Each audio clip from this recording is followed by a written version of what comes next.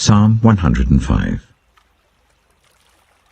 Give praise to the Lord, proclaim his name, make known among the nations what he has done. Sing to him, sing praise to him, tell of all his wonderful acts. Glory in his holy name. Let the hearts of those who seek the Lord rejoice. Look to the Lord and his strength. Seek his face always. Remember the wonders he has done, his miracles, and the judgments he pronounced. You, his servants, the descendants of Abraham, his chosen ones, the children of Jacob. He is the Lord our God. His judgments are in all the earth. He remembers his covenant forever, the promise he made. For 1,000 generations, the covenant he made with Abraham, the oath he swore to Isaac. He confirmed it to Jacob as a decree, to Israel as an everlasting covenant. To you I will give the land of Canaan, as the portion you will inherit.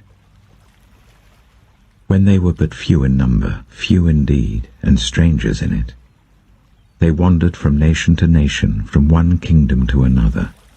He allowed no one to oppress them. For their sake he rebuked kings. Do not touch my anointed ones. Do my prophets no harm. He called down famine on the land, and destroyed all their supplies of food. And he sent a man before them, Joseph, sold as a slave. They bruised his feet with shackles, his neck was put in irons, till what he foretold came to pass, till the word of the Lord proved him true. The king sent and released him. The ruler of peoples set him free. He made him master of his household, ruler over all he possessed, to instruct his princes as he pleased, and teach his elders wisdom. Then Israel entered Egypt. Jacob resided as a foreigner in the land of Ham. The Lord made his people very fruitful. He made them too numerous for their foes, whose hearts he turned to hate his people, to conspire against his servants. He sent Moses, his servant, and Aaron, whom he had chosen. They performed his signs among them, his wonders in the land of Ham. He sent darkness and made the land dark. For had they not rebelled against his words? He turned their waters into blood, causing their fish to die. Their land teemed with frogs, which went up into the bedrooms of their rulers. He spoke, and there came swarms of flies and gnats throughout their country. He turned their rain into hail, with lightning throughout their land. He struck down their vines and fig trees, and shattered the trees of their country. He spoke, and the locusts came, grasshoppers without number. They ate up every green thing in their land, ate up the produce of their soil. Then he struck down all the firstborn in their land, the firstfruits of all their manhood. He brought out Israel, laden with silver and gold, and from among their tribes no one faltered. Egypt was glad when they left, because dread of Israel had fallen on them. He spread out a cloud as a covering, and a fire to give light at night. They asked, and he brought them quail. He fed them well with the bread of heaven. He opened the rock, and water gushed out. It flowed like a river in the desert. For he remembered his holy promise, given to his servant Abraham. He brought out his people with rejoicing, his chosen ones with shouts of joy. He gave them the lands of the nations, and they fell heir to what others had toiled for, that they might keep his precepts and observe his laws. Praise the Lord.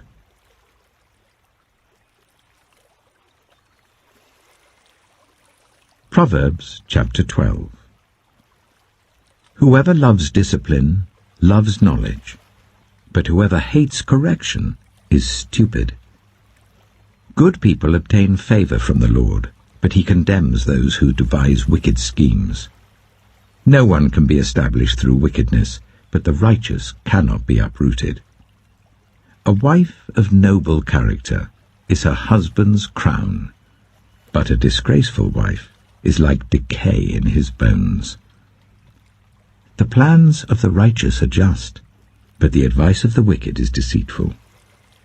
The words of the wicked lie in wait for blood, but the speech of the upright rescues them. The wicked are overthrown and are no more, but the house of the righteous stands firm. A person is praised according to their prudence, and one with a warped mind is despised. Better to be a nobody and yet have a servant than pretend to be somebody and have no food. The righteous care for the needs of their animals, but the kindest acts of the wicked are cruel.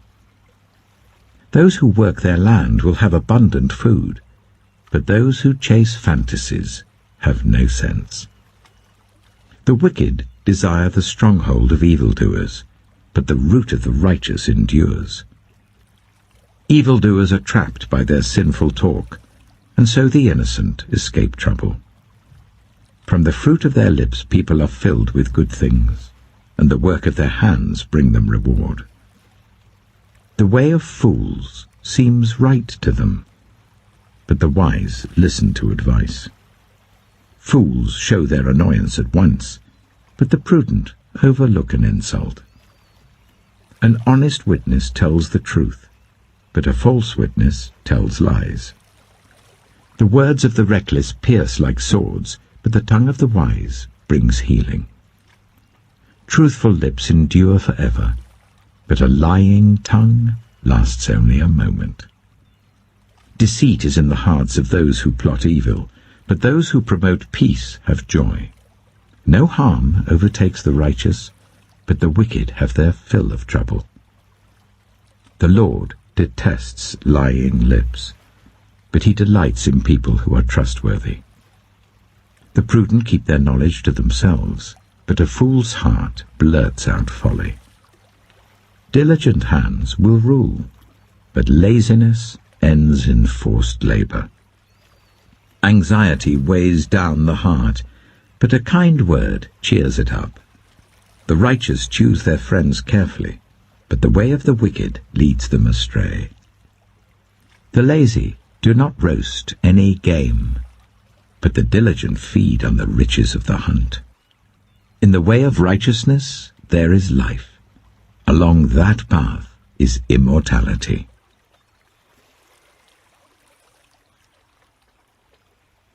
Matthew chapter 16. The Pharisees and Sadducees came to Jesus and tested him by asking him to show them a sign from heaven. He replied, "When evening comes, you say, it will be fair weather, for the sky is red. And in the morning, today will be stormy, for the sky is red and overcast. You know how to interpret the appearance of the sky, but you cannot interpret the signs of the times. A wicked and adulterous generation looks for a sign, but none will be given it, except the sign of Jonah." Jesus then left them and went away. When they went across the lake, the disciples forgot to take bread. "Be careful," Jesus said to them. "Be on your guard against the yeast of the Pharisees and Sadducees." They discussed this among themselves and said, "It is because we didn't bring any bread." Aware of their discussion, Jesus asked, "You of little faith, why are you talking among yourselves about having no bread? Do you still not understand? Don't you remember the 5 loaves for the 5,000, and how many basketfuls you gathered? Or the 7 loaves for the 4,000, and how many basketfuls you gathered? How is it you don't understand that I was not talking to you about bread? But be on your guard against the yeast of the Pharisees and Sadducees." Then they understood that he was not telling them to guard against the yeast used in bread, but against the teaching of the Pharisees and Sadducees. When Jesus came to the region of Caesarea Philippi, he asked his disciples, "Who do people say the Son of Man is?" They replied, "Some say John the Baptist, others say Elijah, and still others Jeremiah or one of the prophets." "But what about you?" he asked. "Who do you say I am?" Simon Peter answered, "You are the Messiah, the Son of the living God."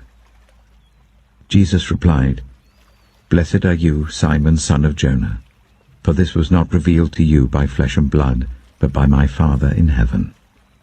And I tell you that you are Peter, and on this rock I will build my church, and the gates of Hades will not overcome it. I will give you the keys of the kingdom of heaven. Whatever you bind on earth will be bound in heaven, and whatever you loose on earth will be loosed in heaven." Then he ordered his disciples not to tell anyone that he was the Messiah. From that time on, Jesus began to explain to his disciples that he must go to Jerusalem and suffer many things at the hands of the elders, the chief priests, and the teachers of the law, and that he must be killed, and on the third day be raised to life. Peter took him aside and began to rebuke him. "Never, Lord," he said. "This shall never happen to you." Jesus turned and said to Peter, "Get behind me, Satan. You are a stumbling block to me. You do not have in mind the concerns of God, but merely human concerns."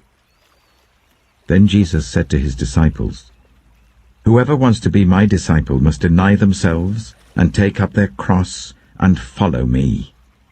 For whoever wants to save their life will lose it, but whoever loses their life for me will find it. What good will it be for someone to gain the whole world, yet forfeit their soul? Or what can anyone give in exchange for their soul?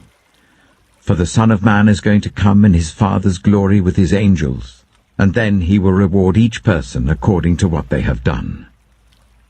Truly I tell you, some who are standing here will not taste death before they see the Son of Man coming in his kingdom."